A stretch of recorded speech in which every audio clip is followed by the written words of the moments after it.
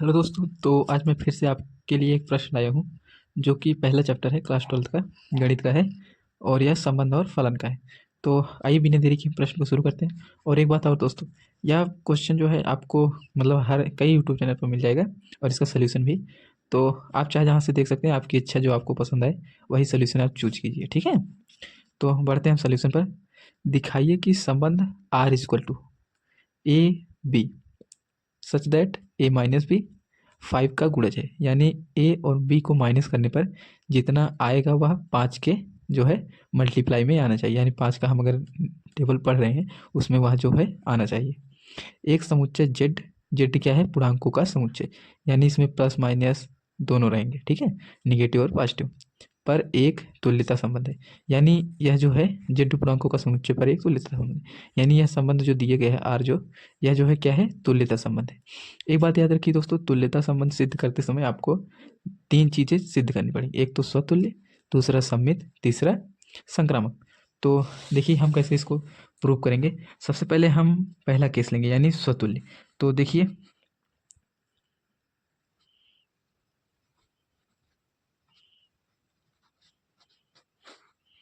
स्वतुल्य, और आप चाहे तो इसको ऐसे भी कर सकते हैं।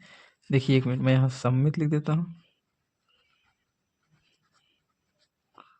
फिर यहाँ पर संक्रामक। दोस्तों अगर आपको मतलब वीडियो स्लो लगे तो आप स्पीड अपनी बढ़ा सकते हैं अपने हिसाब से, क्योंकि आपको एग्जाम की तैयारी करनी है तो आपको जल्दी जल्दी क्वेश्चन का जो है रिवीजन करना होगा। और आप मैथ में यानी गणित में जितना ही प्रैक्टिस करेंगे उतना आपके लिए बेनिफिट रहेगा, क्योंकि गणित में जो है कहीं से भी क्वेश्चन आ सकता है।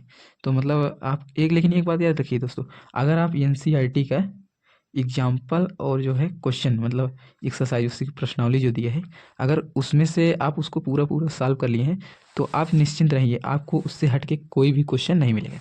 तो देखिए कैसे करना है कि मैंने माना है जो है, आप इसमें आप प्रूव कर रहे हैं तो मान सकते हैं।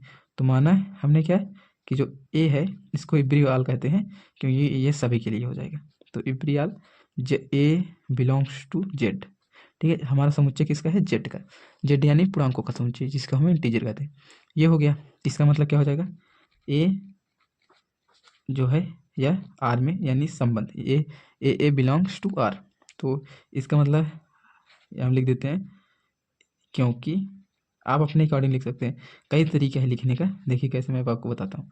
क्योंकि A minus B, A minus ए कितना हो जाएगा, जीरो। क्योंकि हमें क्वेश्चन में तो यही दिया है कि ए माइनस बी हमारा कितना होना चाहिए, 5 का गुणज। और जब हम ए माइनस ए कर दिए कितना हो गया, जीरो। तो जीरो हमारा 5 का गुणज है कि नहीं, जीरो 5 का गुणज है।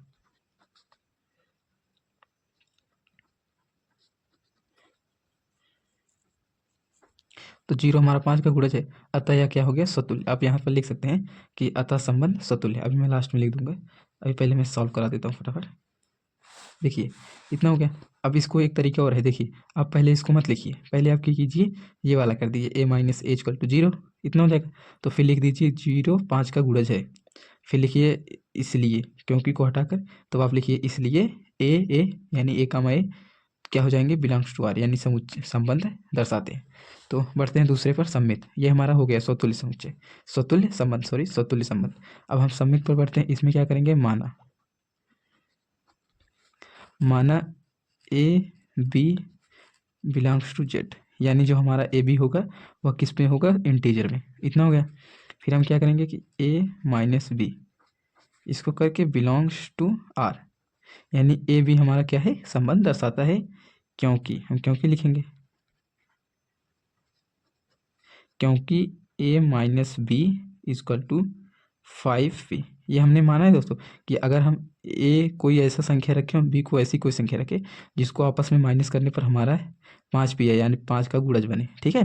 तो हमारा क्या हो जाएगा, अब इसको हम अगर, ये तो हो गया इतना, अब हम क्या करेंगे कि इसको हम माइनस कॉमन कर लेंगे। तो माइनस कॉमन करेंगे तो हमारा B A equal to -5 B, इतना हो जाएगा, ठीक है। जब इतना हो जाएगा तो हमारा देखिए बी माइनस ए और -5 बी, तो -5 बी जो है 5 का गुणज है, क्योंकि हम 5 से भाग देंगे तो यह पूरी तरह से कट जाएगा। तो हम लिख सकते हैं कि माइनस बी 5 का गुणज है, 5 का गुणज है। देखिए दोस्तों, ये पेज छोटा है, मतलब इसकी जो चौड़ाई है ये भी कम है, लेकिन आपको बोर्ड एग्जाम में जो कॉपी मिलेगी ना उसकी चौड़ाई बहुत ज़्यादा रहेगी। तो आप जो है इतना याद रखिए, लाइन मत खींचिएगा, ठीक है। देखिए ये बॉर्डर, ये देखिए जितना बॉर्डर इसमें है सिर्फ इतना।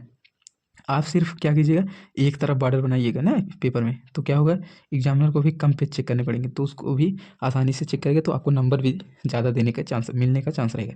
तो आप बॉर्डर को इतना ही खींचिएगा, सबकी तरह दोनों साइड से मत खींच दीजिएगा। आप दोनों साइड से खींच देंगे तो पेज आपका छोटा हो जाएगा, तो पेज छोटा हो जाएगा तो क्वेश्चन जो है मैथ का आपका सॉल्व करने में बहुत प्रॉब्लम होगी, ठीक है।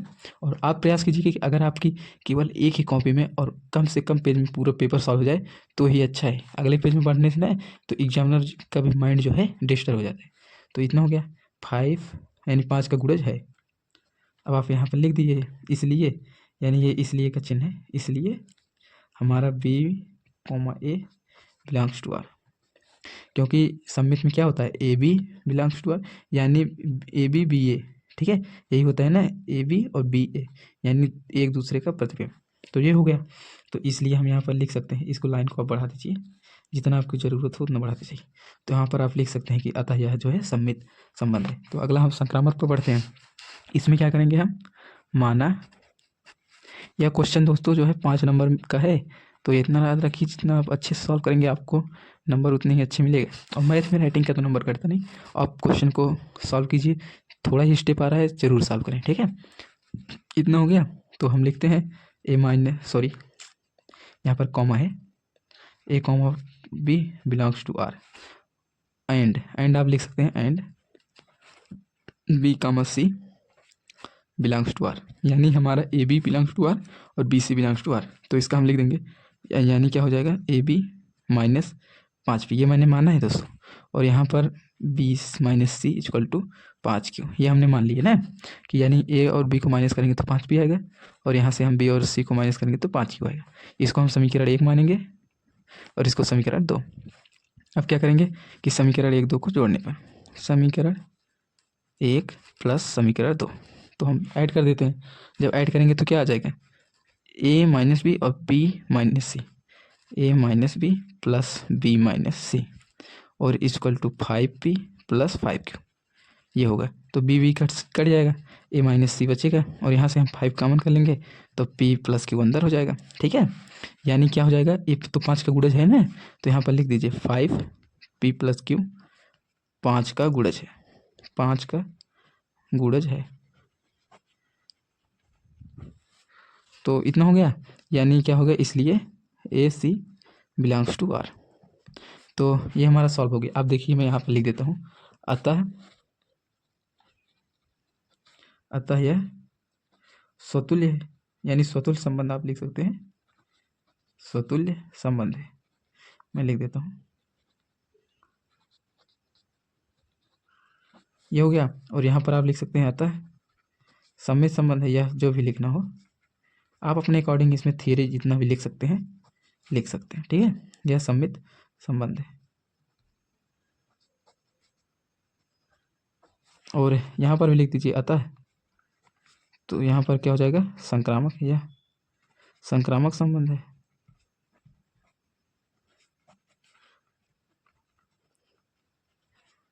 संबंध है।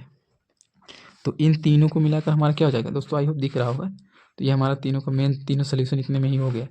तो क्या हो जाएगा, अब यहाँ पर हम लास्ट में लिखेंगे, ठीक है।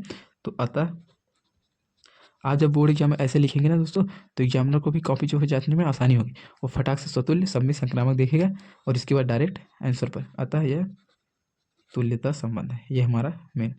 दोस्तों राइटिंग थोड़ा कम ठीक है, बाकी मैथ का है, कोई टेंशन नहीं है आपको, राइटिंग मैथ में देखा भी नहीं जाता। तो फाइनली हमारा ये आंसर है, यानी हमें यही प्रूव की गए करने के लिए दिया गया था, तो आप लिख सकते हैं सीधा। तो ये देखिए क्वेश्चन हमारा ये था और सोल्यूशन हमारा ये रहा। आई होप दोस्तों समझ में आया होगा, कोई डाउट हो तो कमेंट कीजिएगा, और हाँ चैनल पर नए हैं तो चैनल को सब्सक्राइब करें। और यह वीडियो आपको कई यूट्यूब चैनल पर मिल जाएगा, तो आप चाहे जहाँ से देख सकते हैं, आपको जहाँ से समझ में आए वहाँ से पढ़िए। बस आपका मेन मकसद होना चाहिए कि आपको कहीं से भी जो है हर क्वेश्चन को सॉल्व करने की चिंता होनी चाहिए, आप हर क्वेश्चन सॉल्व कीजिए, तभी आप एग्जाम हॉल में अच्छे से सॉल्व कर पाएंगे। तो मिलते हैं किसी नेक्स्ट वीडियो में, और वीडियो को ज़्यादा से ज़्यादा शेयर कीजिए दोस्तों।